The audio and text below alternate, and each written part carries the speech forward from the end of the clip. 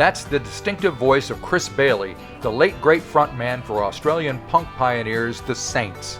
Chris Bailey and the final iteration of the band recorded one last album back in 2018, and now Long March Through the Jazz Age is finally seeing the light of day. Here is Peter Wilkinson, drummer for the late edition Saints and friend of Chris Bailey, to tell us why it's taken so long for this music to be heard. Because I think Chris couldn't find a happy bed partner. There was a process where there was lots of interest, but much of it was just to cash in on Chris's back catalogue. Right. Okay. And Chris was always skeptical of that. Sure. He wanted people to listen to the new material and not just have it as some kind of throwaway kind of gimmick. So that made it a longer process. Gotcha. But we got there in the end. Yeah. And Fire have been quite accommodating. But it was a long march. Well, I'm glad you got there. It's just a shame that Chris isn't around to see it, seeing the light of day, isn't it? It's a big shame, but I think he'd like what we've done. And my wife was actually reading the liner notes from the record today, and she said words to the effect of "Never was a truer word spoken." So I think we did him proud. That's good, yeah. And the music speaks for itself, and the lyrics, obviously, you've heard it. Yes, yeah, I have. And as an aside, or so, the Saints 93, 98 have just performed here in Auckland about 2 weeks ago. So was that the PowerPoint? It was at the power station. Power station, yeah. Yep. No, I read it. I think I read your review actually. Yep. A review. How was it? I enjoyed it immensely. I mean, I interviewed Ed Cooper a couple of weeks before the show, and I could see he could be hard to deal with if you were in a band with him. And he even had a little kind of hissy fit on stage because he was introducing the band at the end, and he got to the bass player, and apparently he and Mick Harvey were not paying enough attention to what he was doing, so he just got frustrated. He's like, "That's it, move on to the song. I'm not introducing you." So, but they all seem to take it in stride. Yeah, but that sounds like Ed. Yeah, that sounds like the Ed I know. So how did you get involved with the Saints? I know you recorded. You were a member of the band like from about 2000 or so, from what I can figure out. And then you weren't. And then tell me your history.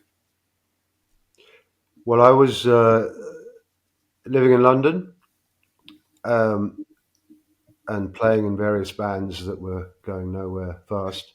But one of those bands our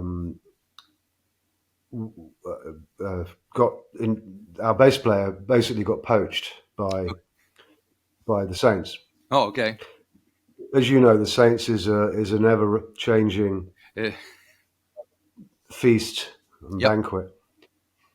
So we lost our bass player, and he went on tour with the Saints in Australia. And I said, "Well, look, good luck. Sorry to lose you, but if you ever need a drummer, put in a good word for me." And without giving too much detail into the reasons why, I got a shout, and I moved to Amsterdam in 1999, and I'd met Chris in Soho a couple of years before, or a year before. So that was where we first met, just by the by. And then he was living in Haarlem, outside Amsterdam. I moved to Amsterdam. He had a French tour coming up. He needed a drummer, and I was in the right place at the right time, which is so often the case. That's the way to do it. Yep. But I still had to audition, obviously, because I wasn't very familiar with the Saints. I was a year too young to get on the punk rock kind of scene as a teenager.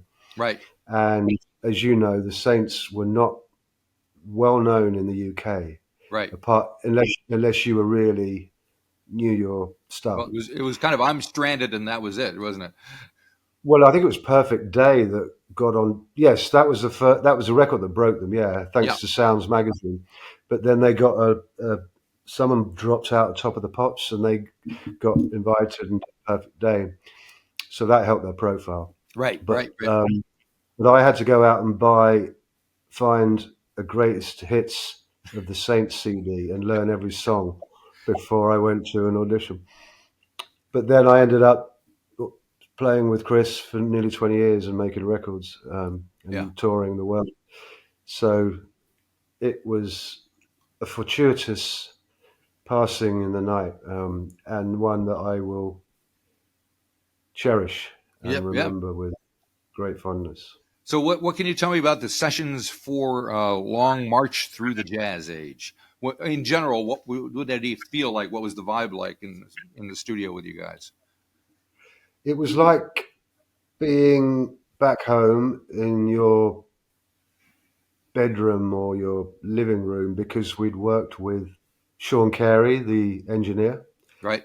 who also played a bit of guitar, Yep. because he engineered the previous record, King of the Sun, Right. which is also on Fire Record. No, anyway, I think it's on Fire Records, and then he came. We got invited to go on an Australian tour with Blondie and the Stranglers. Nice. So Sean came along for that tour and just became part of the family. He became sainted. He's also a fabulous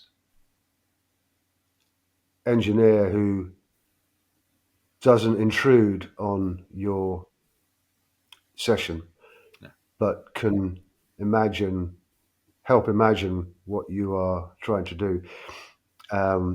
So he just, he had this lovely studio in Sydney, and all the toys that boys could possibly wish for, keyboards and percussion and you name it. All right.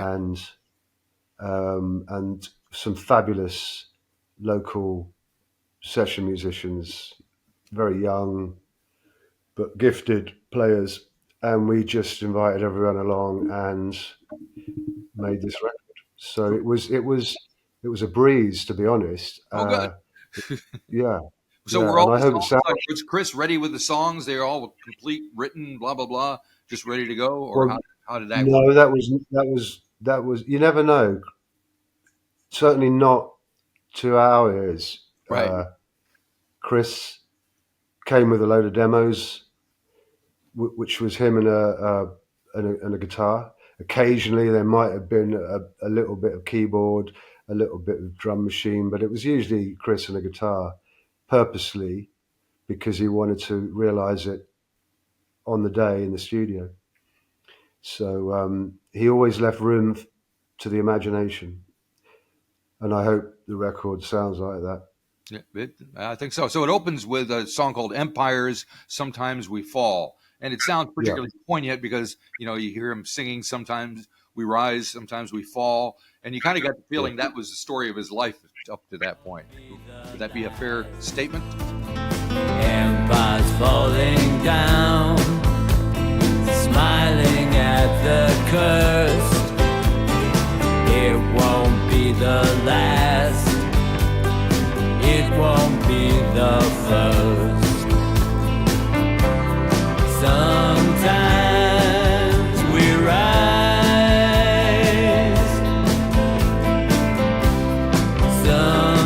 sometimes we fall. He was very conscious of his African-Irish roots, right, and the British Empire, and so he was quite. I wouldn't say, I would say he was quite political in that respect. Yeah. you know, and so fiercely proud, but always also fascinated by the British Empire and obviously Australia and all that went with that. And there's a song on an old Saints, Chris Bailey Saints album, I think, called The Howling, called Empires. So, it was a theme that ran through a lot of his writing. But this one was, as you say, in brackets, sometimes we fall. Yeah. So, yeah, it had a particular nuance, a particular relevance. Who knows what he was thinking? Chris gave nothing away, believe me. Really? Okay. Yeah.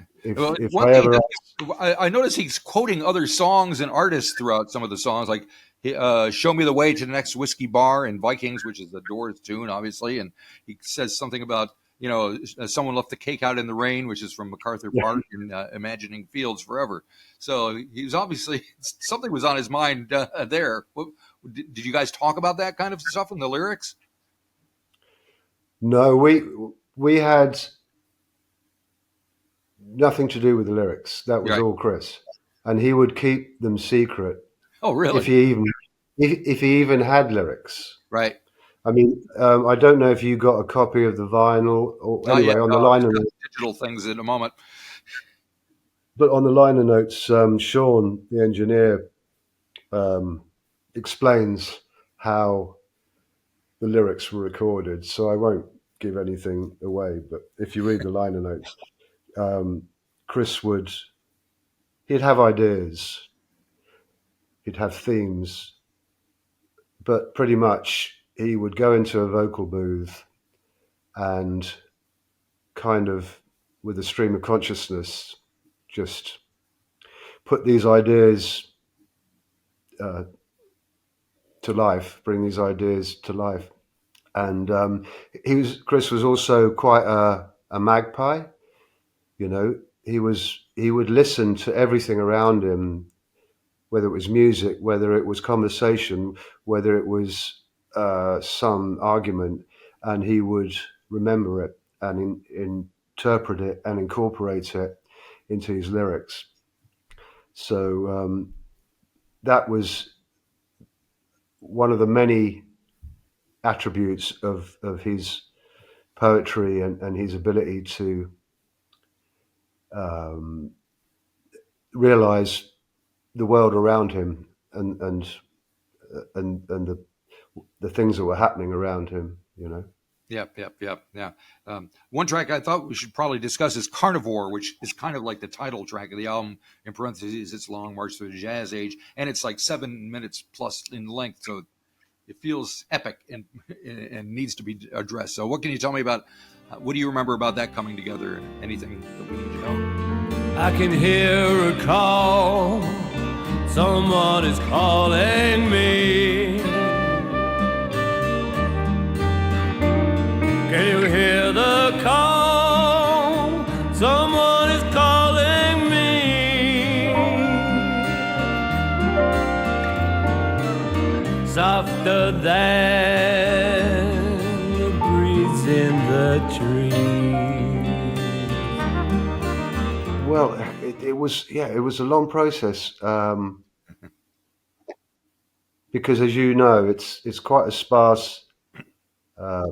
Half of it's just guitar and vocal, Right. and then the drums and the horns come in, and as you say, there's a reference to Strange Fruit and Billie Holiday and all the rest of it. But to be fair, I just put the snare drum track down, which is pretty much all the drums on there. Right. And then the horns came in, and then Chris did this vocal, which was from the depths of his soul. And I don't recall being in the control room when Chris did the vocal. I think it was quite a moment for him, so we gave him that room, Right. and not be staring at him through the glass, Sure. Because it was so revealing. It was so guttural and like a cry of some kind or other. So we gave him sort of space to do that, as I recall. I think it was just him and Sean, the engineer. Gotcha. But yeah, the results are quite epic, quite formidable. Yeah. And it's followed by the last track on the album, Will You Still Be There, which almost sounds like a farewell. Like, did he know that this was kind of the end of the line as far as his recording career? If he did, he wouldn't have told me. Okay. No. Kept his cards pretty close to his chest, did he? Pardon? Yeah. He was quite a private man, but if he trusted you, he would lay down his life for you. He was one of the most loyal friends I've ever had. But yes, the last track, as you say, is did he know what was coming? But I wouldn't have asked that anyway, even if I'd have thought that. Yeah. And who knows? I mean, we've all got it coming, haven't we? Apparently so.